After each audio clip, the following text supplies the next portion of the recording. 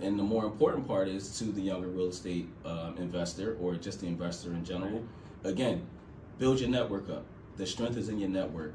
Being around certain people, again, that are smart, people that are movers and shakers, people that get active, people that aren't scared, people that say why. Get around these people more consistently, and you'll be one of those people as well. Even if you're the worst of the bunch, right? You'll still be better than those that sit on the sidelines. Of course. So that's very important. Angelo, I know that you have certain strategies that makes it so unique, and I want you to share it to our audience. All the pieces on the chessboard should be utilized, right, to win the game. John Lee Real Estate, find you the best rate. All throughout Philly like Schuylkill Expressway. Talking to people who out of the 215, even the 267. Hello everyone, this is John Lee, your local real estate agent in the greater Philadelphia area. I am here with my buddy Angelo Goodwin. That's right. We actually go way back, even before real estate. We trained Muay Thai together. Yes, we did. Yeah, and Angelo, if you could just share a little bit more about yourself to the audience, what you do, what you got going on. Right. Well, again, thank you for the intro. Thank you for the offer of coming out and joining your podcast. Yeah, I see you're doing a lot of great things. I see your audience growing, which is awesome, especially in the local market, which is pretty dope. So, I actually consume your content as well when I want to stay abreast of what's happening in the market. As far as about me, like you said, you and I met years ago, way prior to before you started in real estate. I think I was messing with real estate at that point, nowhere near to the level that I am right now. So yeah, at the gym, training Muay Thai, getting after it. You did jujitsu actually, which you're really great at that too. You know what I mean? This guy's super talented. But yeah, just kind of working the corporate 9-to-5, working at Comcast or whatever, and just always knowing that I needed to do something different, right? And I wanted to build my own wealth. I wanted to create my own company, my own business. Something that I can get paid residually, right? So I can, real estate is, I look at like an ATM machine, to be honest with you, if operated properly. So something that you can produce cash flow, produce income, and you're not trading your time for money, right? Right. And real estate kind of checks all those boxes from an investment standpoint. So it was a no-brainer for me. Yeah. So let's go back into how you even got into the game, because everyone has a story. Obviously, I explained to my audience how I got into the game, but tell me a little bit how you got started. You did mention to me you were working obviously a 9-to-5. What motivated you to get out of that? Are you still in that? Tell us. Yeah, for sure. Well, my origin story is as such. I was working a 9-to-5, fresh out of college or what have you, just like most Americans, most people. My mom is the one who actually introduced me to real estate. She owned 2 properties. She just always tinkered and worked on them, got handymen to fix them up and all of that stuff. And I was, a kid, right? So, I was always around it, never really understood it fully. But I just knew it was a thing, that, she worked a 9-to-5, but she always owned another property that we never lived in. No tenants ever lived in, never got completed, right? But they were there, right? So I always knew it was a thing. So my first deal actually came through my mom. I was able to purchase her property off of her. And I said, I'm like, Mom, as I got older, graduated from college, I'm like, yo, you need to make money doing this, right? Yeah. Well, hold on. Was that the property I bought off of you? This is actually the property I bought off of me. That was literally my first deal. Yeah. That was my and I actually first sold that property. Listen, that property's been traded. That's the power of real estate right there, right? Look at that. It doesn't go away. You know what I mean? You buy one, you trade it there, you make money, get equity, move it to another person, they make money. So that's just the beauty of this industry that we're in. But I digress. So I was able to purchase that property from my mom. I bought it, you know what I mean? She did give me a discount. Thank you, Mom. You gave me a discont? And I gave you a discount. Thank you, Angelo. Thank you, Angelo. That's right, pay it forward. So I rehabbed that property through some sort of public-private partnership funding that they had at the time. This was years ago, so we're talking about 2009 or something. Again, I'm very young. Really not knowing what I'm doing, just trying to figure things out. So it took a long time. That loan process in itself felt like now that I kind of recall on it, that felt like it was never ending, and it would never end. And I was like banging my head, and I felt like is this really truly the thing that I need to get into? Right. But at some point, that process did come to a completion. We were able to secure the funding to get that property completed and renovated. And again, going through that process allowed me, one, to learn how to, go through underwriting, right? Yeah. Have all my paperwork in order, have my profile properly structured to look lendable to different institutions and different organizations. After that, we move over to the construction side and the rehab side. Again, that project allowed me to see from A to Z how you go through and renovate a property, because this property was a dog. Right. It was in a good market, but it was a dog. And a dog meaning it is a fully gutted property, shell condition that we need to really, take it nuts to bolts, right? Everything needs to come out and be done. So I was able to do that, and we put a tenant in there, and it was cash flowing. It was cash flowing, so it was the full completion of a real estate investment transaction, I would say. I mean, can we go back to that first deal and working with your mom, and obviously she giving you a good deal on it? Like, what did the numbers look like? Your renovation, what was it after repair? And the reason why I want to share this is because I want to now share what you bought it for, what you sold it for, right? And then I'll share what I bought it for, what I sold it for, just so that for our audience, like the power of real estate. The power of real estate, that's good. Oh man, the only reason why I'm smiling and laughing because I gotta really try to recall on those numbers, right? It's been so many transactions ago, right? Roundabout, I think, because you know exactly what you bought it for from me, I guess, so you keep me honest. I feel like I might have been all in at like, maybe 100, maybe. Like including renovation? I think so, at that point, back then. Again, in 09, I feel like it. So my acquisition cost was fairly low, right? Deep discount there. But I feel like the bulk of it was like the construction cost. And I feel like we were able to, I think it might have been like 80K in constructions. It could be anywhere 100, 110, something like that. I'm not sure, but in that area. Again, knowing what the market conditions are now to renovate a property, it's like night and day.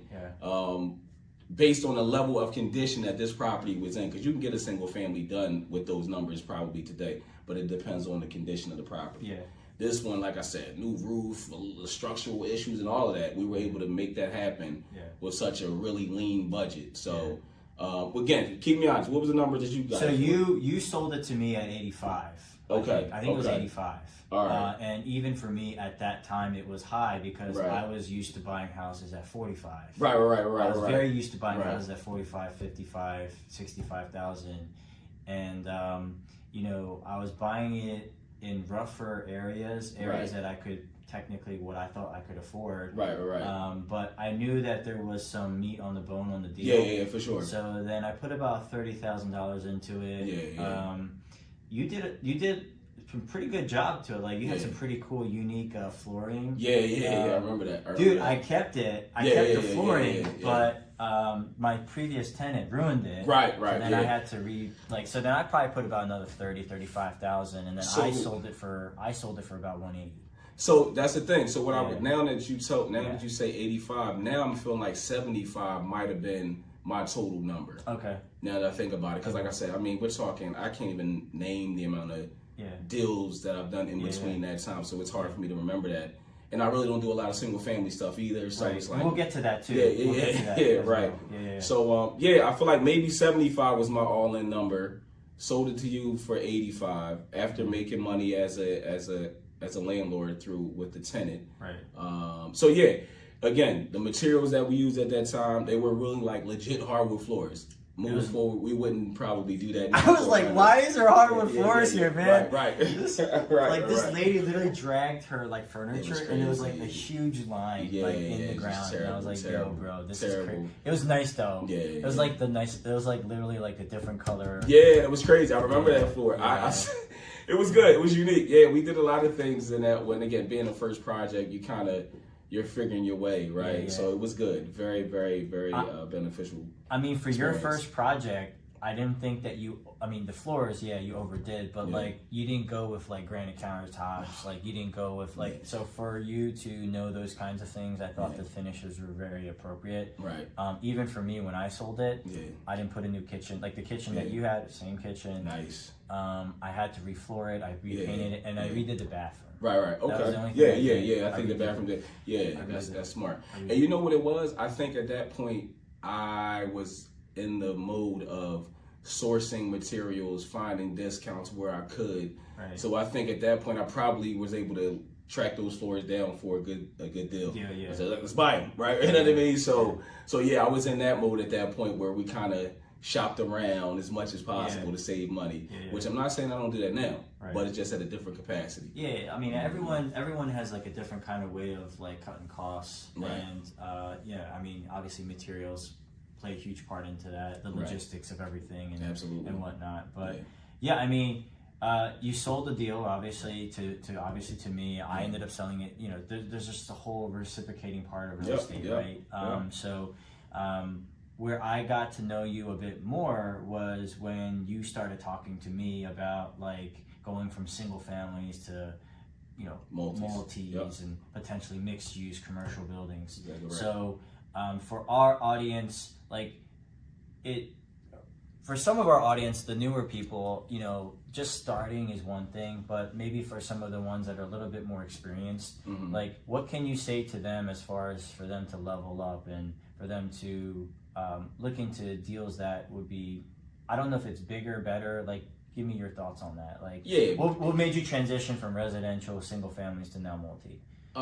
Again, it's more like you want to maximize on your income faster as far as what my goal was at the time, right? Again, you might hear or you may have heard, again, because there's a lot of changes in the industry, right? Things that we did prior to COVID may never ever come back, right, in our lifetime. So we got to understand that. But before, you know, as a single family investor, it was appropriate if you made $200, you netted $200 a month or something like that. That was cool because at the end of the day, a lot of times, the other thing we got to be mindful of, everybody is not a cash flow investor. Some people invest for appreciation.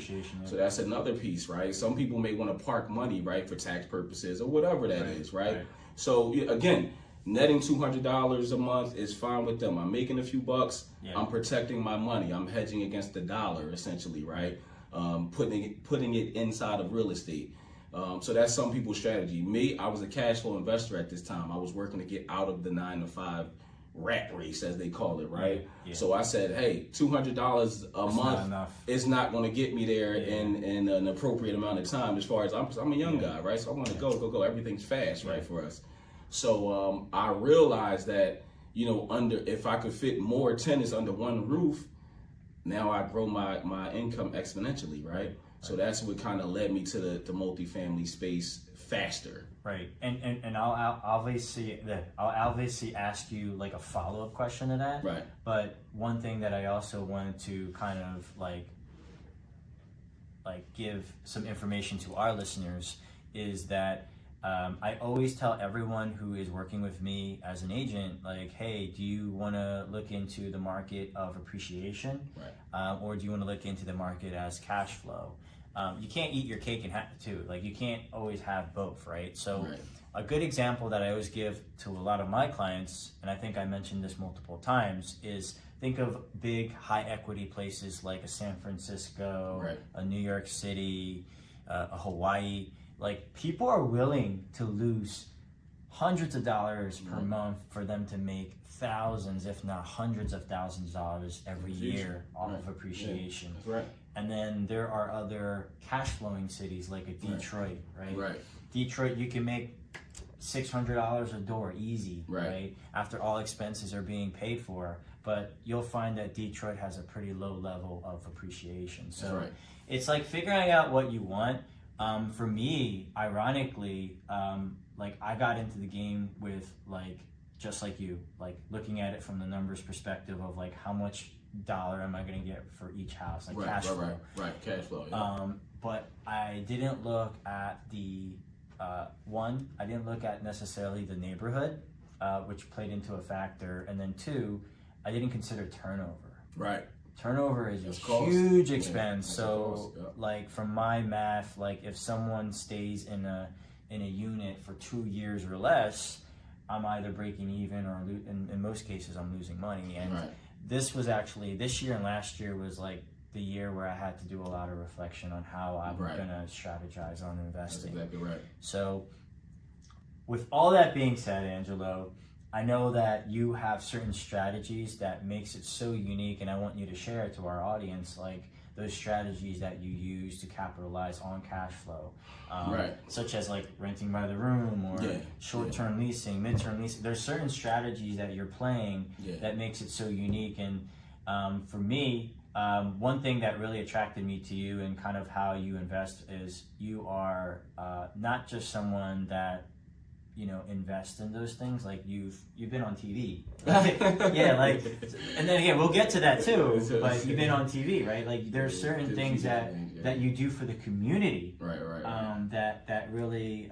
provides for either low income housing for our veterans. So like, what strategies are you making or you doing that makes it a win-win strategy for everyone? So, I mean, I look at it, and I appreciate all those kind words you said. I look at it like all the pieces on the chessboard should be utilized, to win the game. So I'm always open and all ears, or open to everything, hearing whatever, as far as the opportunity stands. So if it's low income housing, Section 8, I'm interested. I want to figure out how to make that work positively. Renting to, like you said, our veteran population, I want to make sure I understand how that works, the mechanics of that, and how we can utilize that space. Room rentals, that's another huge cash play. And, you want to make sure you understand exactly how that's done appropriately. So you look at it like this, and I know you said you were looking at it, you didn't kind of consider the neighborhoods when you were first investing. What I do now is, what I've always done, I would say, is I kind of figure out what strategy fits in what market. That's one of the first things that I look at. So as soon as I purchase a property, I'm already thinking, I know what works here. How do you figure that out? Because I'm looking at what's happening in the area, right? I have a property now, one of my properties that we just closed or finished up recently is in the Temple market, very close to Temple, like a block away from the campus.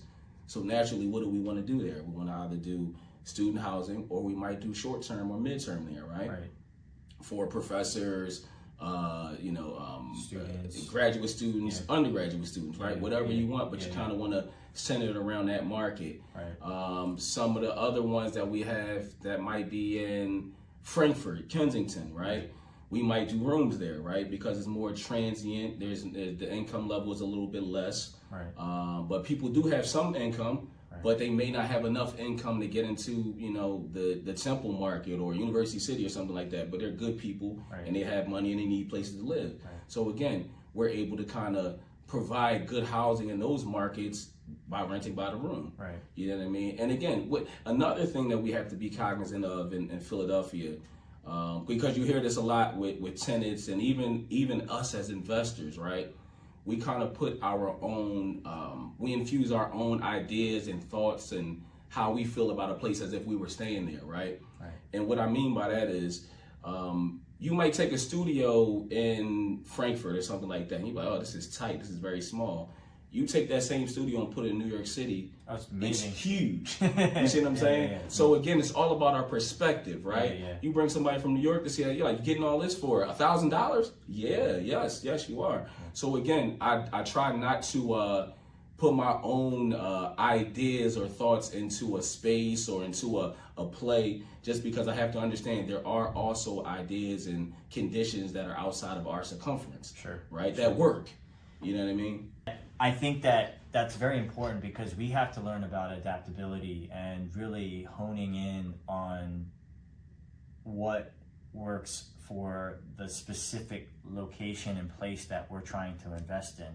So you don't want to fit a square peg in a round hole, Exactly. So exactly the point. I think you make a good point. Like for me, the project that you referred me to, right off of Broad and Lehigh, I completely renovated it. and then I had all the units. It's 4 units. I had all the 4 units ready to rent, and the last unit was the hardest unit for me to rent. It was a 3-bedroom unit. It's the nicest one. It was a nice. They're all nice. Yeah. But it was a 3-bedroom unit on the 3rd floor. Right. And families don't want to be walking all the way. That was the feedback that I got. Families didn't want to walk all the way to the 3rd floor. Right. You know, with their kids or whatever. I don't know what kind of what the reasons were, but they just didn't. Yeah. So then I was like, all right, well, would like short-term leasing work here? And then I realized as I was setting everything up, and by the way, I set everything up in that I saw the unit. picture. That thing was like a pain in the ass. By the time I got everything done, I was like, wait a second, short-term leasing, it's not allowed in Philadelphia. Right. So then I was thinking, okay, midterm leasing. All right, well, here's another option with that, and then I didn't get as much traction as I would like with midterm leasing. So then I was like, all right, fuck it, I'm just gonna do rent by the room. Right. And it now it's popping. All the vacancies have been filled. Right. I number each door. I put each door has a keypad. Right. You're right. I had to just figure something out, a strategy that would work for that particular environment. Right. And so far it's turning out to be pretty nice. That's wonderful. That's a wonderful case study. Yeah. And again, remember, real estate is just a widget. You know what I mean? Because at the end of the day, I don't even really call myself a real estate investor. I'm an investor, right? I've gotten more into the stock market and things of that crypto market more over the past couple of years, just like everybody else. Right. But at the end of the day, it's all, buying low, selling high, buying low, making money off the delta, whatever that is, right? Whether it's a stock or whether it's real estate. Right. And I say real estate is just a widget in the respect of let the market dictate to you what you need to be selling them. You know what I mean? It's always easier that way, as opposed to me coming into a market and saying, this is what I'm going to sell you, right? Tell me what you need. That market was saying we need rooms, and you were giving them luxury apartments. We don't need that. You know what I mean? So yeah. The other thing that I would also say is that people also need to be aware of who they are as a person. You're very malleable. You can be like, all right, well, North Philly is asking for this, Kensington's asking for this, Northern Liberties is asking for this, Fishtown's, and I can adapt. Right. But if someone has a mindset of Fishtown or Northern Liberties, but they clearly aren't cut out for North Philly, then it's it's going back to the analogy that you are fitting a square peg in a round hole. Yeah, that's also a good point. So then who you are. You have to definitely know who you are as a person and being able to adapt. But one thing that I want to also kind of point out that I truly admire about what you do is for the community. There's a lot of community things that you do. And I want to have you share about that. Obviously, you being on the news, right? Tell us a little bit about your experiences on that and how you're helping certain pockets of communities with housing. Yeah, so what you're referring to is the opportunities that I have to work with our veteran population, which is a growing population as far as homelessness is concerned. Philadelphia has a huge issue with homelessness as being one of the bigger metropolitan cities in the country, just like all the rest of them do. But also a large population or a large segment of that population is our veteran community, which is crazy because these people have served our country, protected our borders, protected us from, foreign issues and all of that, right? Just keeping us safe. So it's really disheartening when these people can't get access to housing for one, but just basic needs, get their basic needs met, basic resources. So I kind of stumbled onto that market through them reaching out to me again. That's crazy, man. Yeah. Just because I'm not a veteran. And what station was it again? It was actually the Inquirer, and then they had some stuff. It was more like the Inquirer. So it was the paper. And on their website and all of that stuff. But either way, what happened was just putting my name out there everywhere. Again, trying to be malleable, trying to be fluid and flexible. I'm putting ads on Craigslist as well as Zillow and whatever, just kind of marketing my properties. And people reached out to me saying, hey, do you take vouchers? And I'm thinking they mean Section 8 vouchers. I'm like, yeah, sure, whatever. And, you know, as we kind of walked down that road together, I come to find out they were veterans and they had a totally different funding source for their housing needs. Right. So again, the VA, the government has money allotted for veterans to either pay their move-in costs or even cover their rents over a specific amount of time. And it's not, some of it is short term, but some of it, you know, can last 2 years or even more. Yeah. You know what I'm saying? Where they're paying 90%, 100%, 50%. There's just different programs, a lot of them. Mm-hmm. So once I figured this out, I really kind of dove into that, right? Because I realized that there was a huge need in that space. So it got to a point, it is to a point where a lot of times as we're doing renovations, as I'm targeting certain buildings, I already have that in the back of my mind. The veterans need this. What do they need? They want private bathrooms, right? Everybody has a room, they want a private bathroom. That's what they really love. Cool, that's what we're doing. Or, you know, I'll tell you what else is really, really hot for this population. 1-bedroom apartments. Mm-hmm. My 1-bedroom apartments fly off the shelf when it comes to veterans and things of that nature. I have a building down in Frankfurt. We renovated it. I think it has like 6 units or something like that. All 1-bedroom apartments.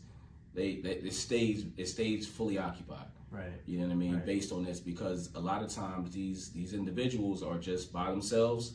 Family might live all over the country or in the city or what have you, but they need their own specific space. They're coming straight out of shelters and things of that nature. They have income. So a lot of people that we may see, you know, roaming the streets and we think they're homeless or what have you, and they don't have any money. A lot of them are service connected. They just need to get connected with the right people that can help them access these resources. Mm-hmm. So essentially now what I do is I work with a lot of different nonprofits that either have veterans that need housing, or we can direct the veterans to those folks that can then in return get them connected with different services, whether it be mental, physical, as well as housing. So that actually allowed me to launch, which is a new nonprofit that we're building out now. It's called Modern Legacy Brand Foundation, where that will focus on veteran housing and families of veterans, vocation. So we want to educate them, to give them skills training. So hopefully, the grand plan would be to now build out a facility where they can come and learn, live, get therapy, physical and mental, get the skills like electrical, plumbing, carpentry, to where they can now go out and develop property that they can then buy them once they have the income rolling, because they get VA grants and loans. Mm-hmm. So it's a whole ecosystem that we're working to create. It's a huge lift, but I do know one thing: this problem or this issue with the veterans being homeless is nationwide. Right. So, I have some contacts all over the country at this point, people trying a similar idea or working in different capacities in this space. Right. And the one thing that I consistently hear is it's a need. We need this. Of course. So yeah, that's the thing. And obviously, especially for people who've served our country, that's a huge need and something that I feel like is a beautiful thing that you're doing. And I really appreciate it, and that's why I wanted to share it with our audience. Right. And I'll make sure that any of the links or descriptions, I'll put it in the description. Appreciate that. Thank you. Thank you. I'll make sure I share that. That's dope. With them. Yeah, thank you. But apart from that, what other projects are you working on that are helping other communities, other pockets of people, or just projects in general? What do you have cooking so far? Yeah, so we have, we're looking at 2 right now currently that'll be in opportunity zones. Okay. Which is obviously a huge initiative around the city of Philadelphia and other nationwide, again, focusing on opportunity zones, developing these markets where there's a lot of blighted properties and just ran down properties. Mm-hmm. So we got one that is a multi-family building with a commercial component. Sorry, I was drawing a blank. And then there's another one that is actually a single family that we're going to redevelop for the same needs. We need rooms and we may need to add some extra bathrooms or what have you. So those are the 2 plays that we have cooking up right now. I'm excited about them, just as I am with all of the projects that we do. For the one with the commercial component, I think I'm going to take that one in a little different direction because what I want to do now is I want to show proof of concept with the nonprofit piece, right? So for Modern Legacy Brand Foundation, what I want to do is turn that small commercial component into, let's say, a community center, so to speak, right? Yeah. Like a place where people can congregate. You have computers there. We'll have, we can do, COVID screenings if need be. Any type of education or courses. Bring out some professionals to talk to the community. Again, be a multi-purpose space so people can utilize and again lift up the community, so to speak. I would like to do this in as many opportunity zones as I can throughout the city of Philadelphia. Excuse me. And that way we can show proof of concept for the grand plan to where we can get a campus off the ground, right? But in the meantime, I thought that the path of least resistance for me at my level, my capacity, I can do a multi-family commercial mixed-use property in my sleep now, right? So we'll start speccing those out for this same plan. So yeah, I'm excited about that. So yeah, I mean, as far as strategy goes, if you're looking are you looking outside of Philadelphia as well? Like, do you have certain pockets of Philadelphia? Like, what's your general strategy for yourself and for the organization? For right now, we're a Philadelphia-based organization and surrounding suburbs, but again, not exclusive to. Again, like I said, I'm building out my network outside of Philly. Got a lot of people in the South that know about this plan and are also running the same types of organizations and looking to get them off the ground. So at this point, because Philly does have a large veteran population, but there are other states with bigger ones, Maryland and Virginia and stuff like that. So there's a lot of opportunities there as well to do this, to duplicate this process in this organization. So that is totally in the near future. So to kind of get into like that investor hat of me and asking you like questions like for myself, I guess. For sure. Yeah. So like when you're investing in these multi-families, are you trying to buy them by right, or are you afraid of pulling a variance? And for our audience, what I mean by that is when you're buying a house in Philly or multi-family, it has to be zoned, or not, it doesn't have to be, but legally it has to be zoned. And some investors like to buy like of value, so they'll buy things that have like single family zoning and then converting them, which is a lengthy process, but there's value to that. And then some other investors like to buy homes that are already zoned as multi-families. So that's my question. Yeah. So to answer that question, again, I think I always try to be fluid and nimble, right? It's all in the numbers. If it works. If it works, right? It might be advantageous for us to buy something that is zoned as a single family, if the discount is deep enough, right? That we can weather the storm of that lengthy process. I bake that into the numbers, right? This one is selling for this number, but we can't afford to then be on the shelf for X amount of month as we go through zoning, right?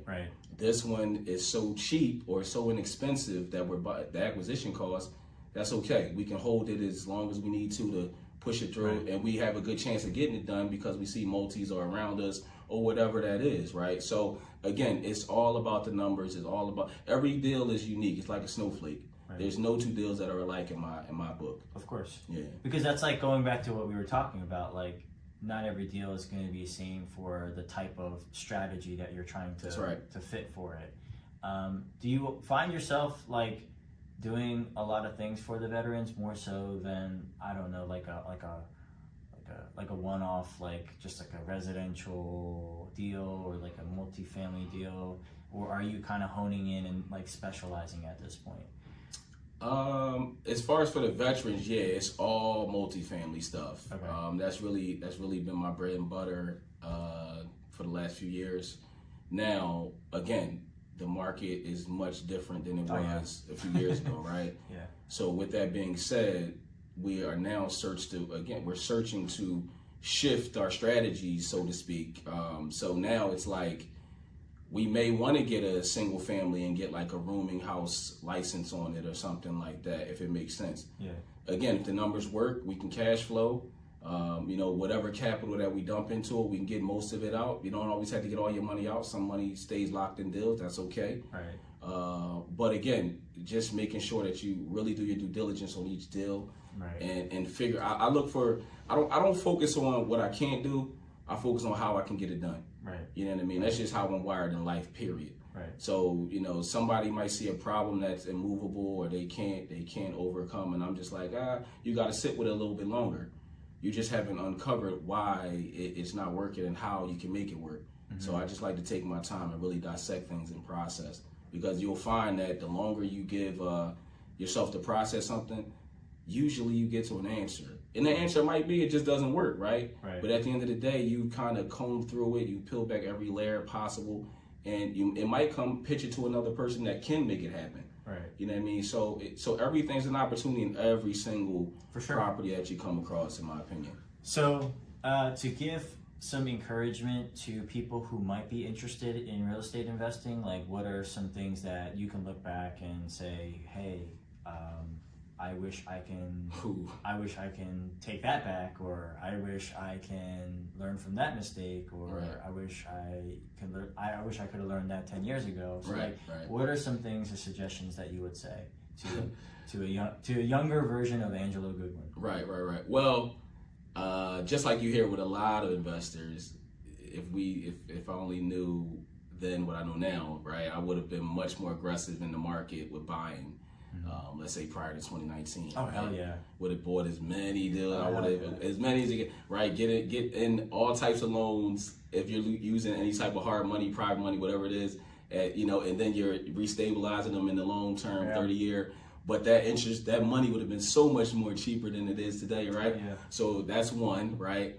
The other one is just also, even with that being said though, right, I want people to understand that there's always the time to buy.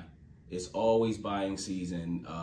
You don't want to let the news and a lot of people discourage you as far as an investor goes with saying like it's not the time, I want to sit on the sidelines, because you never know what's going to happen tomorrow. Right. So again, let's take the last 2 years for instance, right? Last year, people were saying it's not time to buy. You could have bought at the higher interest rate last year, and now as things start to tick down, we're still working our way down. Still needs to come down a lot more. Right. But we're seeing that we're trending in the direction of going down. Now you're just working to find somebody that will refi you out of that higher interest rate, get a lower interest rate. Now you got a lower payment. Now you can cash flow a little bit more. So again, we don't know what's going to happen tomorrow. So we do know that this is real estate. We do know that in America they're not building any more states or anything like that, right? Land is at a premium. Yeah. Real estate is a premium asset. So therefore, you gotta always understand, I need to figure out a way to make this deal work, because I want to secure it for later on in the future when it does appreciate a lot more, which it will. It's real estate.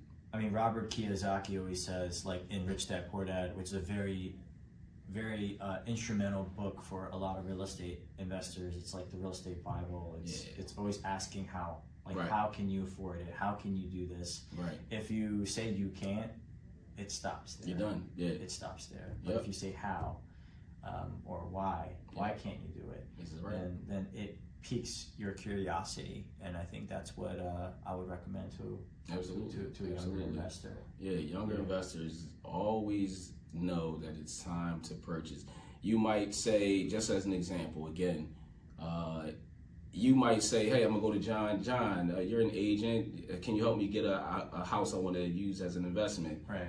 But you might find that John is pitching you condos, right? You thought you were getting a house. But instead, condos are hotter right now and more conducive to market conditions. Get a condo. It's real estate. You just want to secure whatever you can for the future, because more than likely it's going to appreciate over time. And that's a testament to kind of when you first bought your property to when I bought that property off of you, how much it changed two hands, and it went from $75,000 to $180,000. It's crazy. Yeah. That was a span of, I would say, less than 5 years, I think. Right. Yeah, so just put things in perspective for you guys as well. I could only afford what I could only afford, right? So that's why I was saying to you, $45,000, $55,000, $65,000 houses. When you were like, this house is going to cost you $80,000 or $85,000, whatever it was going to cost. Right. I was like, this is like $1 million, you know. It's crazy. It seems like a big lift, right? I didn't find a way or reason to not buy it. I found a reason of how I could buy it. How you can make it happen. And you know, looking back at it now, I have interest rates that were that are currently 6.5%, 5.5% now. Right. But 5 years ago, people were yelling at me. That's exactly why are you locking in 5-6% when they were getting 3%? But I was like, hey, I'm still making $300, $400, $500 a door here. Right. So I'm not saying I look like a genius now. This but is true though. It was just I think getting it done is better than saying that you're going to do it. Right. So I think that's a true testament to what you're trying to teach us. Yeah, and another thing that you hit on, which is hugely important to, i.e., younger self or younger investor. I don't want to go too far down the economics rabbit hole, right, with quantitative easing and all of that stuff, right? Yeah. But interest rate, that was more of an unrealistic condition that we were living through, right? And as we came up, that wasn't the norm. So again, you got to know where you came from to know where you're going. So what I did was, again, and this kind of bleeds into my second point, put yourself around certain investors, certain people, certain minds, right? Because they don't have to be an investor, just brilliant people that you can glean information from. Because what you'll find is you get around those OG investors, they'll tell you if it was a single digit, you were winning. Yeah. But again, it's all about perspective, like we talked about earlier with the size of the apartment. Right. We're crying about 7% and all of that stuff, but those guys back in the day would have did a backflip over 7%, right? Yeah. So again, now there's other things. Again, I don't want to get into economics too much because I can nerd out with that, right? Yeah. But obviously, we're a little over leveraged than they were at the time with credit and things of that nature. So and prices of houses have gone up. So yeah, we get it. Right. I think the point that you're trying to make is that it shouldn't prevent someone from getting into real estate, because I think most of the times it just prevents them from doing it at all. Getting active, right. And the more important part is to the younger real estate investor, or just the investor in general. Again, build your network up. The strength is in your network. Being around certain people, again, that are smart, people that are movers and shakers, people that get active, people that aren't scared, people that say why. Get around these people more consistently, and you'll be one of those people as well. Even if you're the worst of the bunch, right? You'll still be better than those that sit on the sidelines. Of course. So that's very important. No, that's 100% important. So, I mean, to kind of wrap things up, Angelo, like, for our audience, like, what are you looking for in your business? Obviously, you have a lot of organizations, nonprofits that you are, establishing. They've been made already.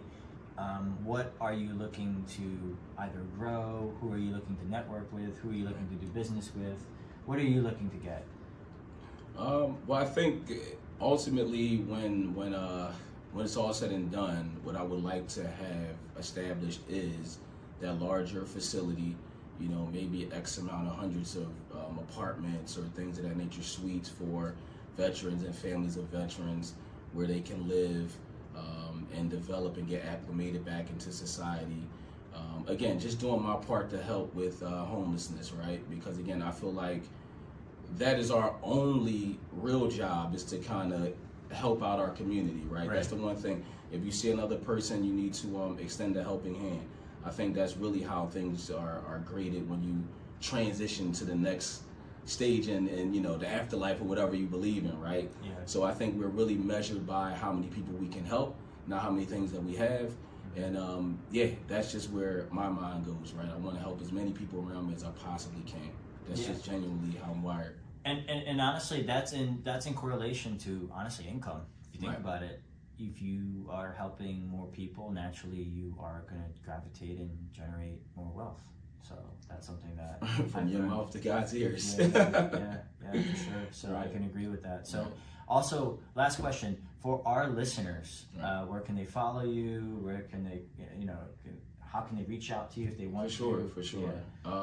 Because again, we failed to mention, we kind of went all over the place, but I did some consultant work for you in the past on that multifamily deal.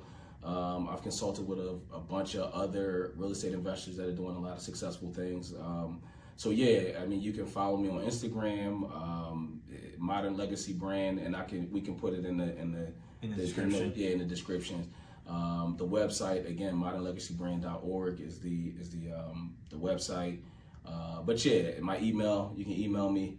We'll put all that stuff in the description. But yeah, if somebody's out there looking for consultant work in real estate, they want to get started on a project or just identifying a project, nothing's too small or too large. If it's beyond my capacity, I have people in my network that I can partner you up with. Right. If it's something that I can help you with, I would love to partner up with you. And that obviously includes like some level of like coaching, right? Absolutely, and coaching, mentoring, all of that stuff, yeah. full service, absolutely, Yeah. yep, we can get it done. That's what's up. All right, well, it's a pleasure to talk to you, man. My man. All right, brother. Appreciate you having me. All right. John Lee Real Estate, find you the best rate. All throughout Philly like Schuylkill Expressway. Talking to people who out of the 215, even the 267, who always helping like, oh, no time for no scrutiny.